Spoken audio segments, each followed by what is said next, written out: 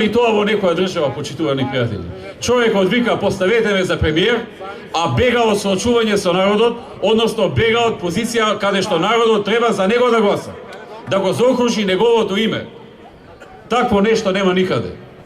Тоа е исто како во еден фудбалски тим, капитенот на екипата да ја напушти утакмицата и да рече јас ве оставам, вие истрчете, ако победиме, јас ќе доам да го соберам пекарот. Таквото нешто исто така ќе биде казето на овие избори.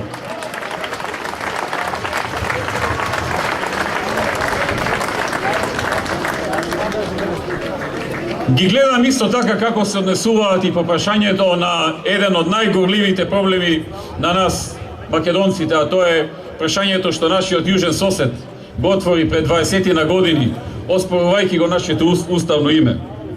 Како со леснотија во минатиот период се расфрлаа со разни имиња и како со леснотија говорат против нас дека ние сме биле виновни што не се решило името и дека ние сме биле виновни заради тоа не решавање што не сме влегле во НАТО и во Европската унија, иако ги исполнивме сите услови и сите стандарди.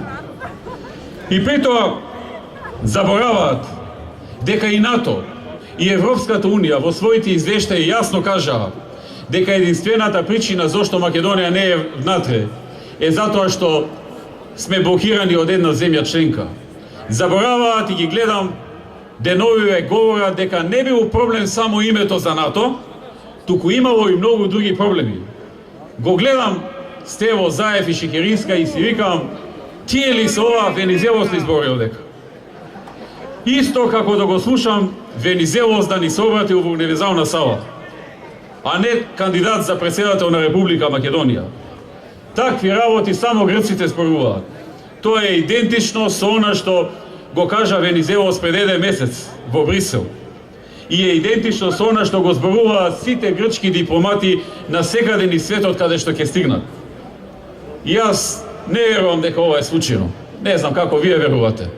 Но не можам да кажам дека е случајно да истото што го говори Венизелос го говори и оваа група на нови ликови, нели, во македонската политика.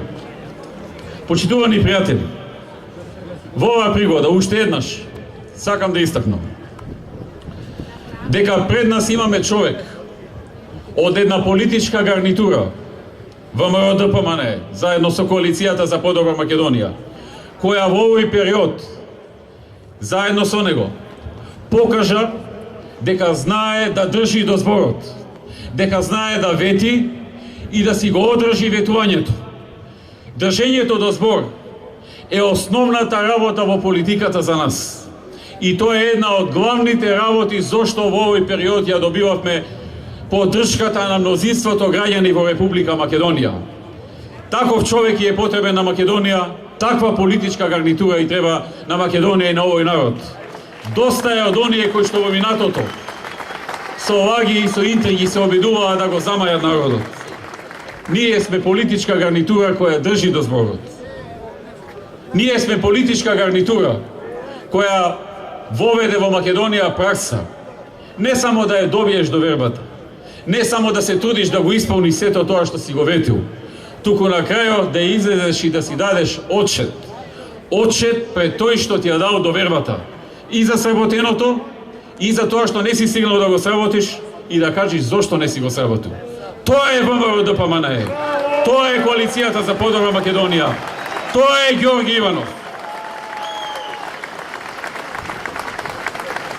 Тоа е гарнитура која што во овој период пред се и над се ги ставаше интересите на државата, а не личните или партиски интереси.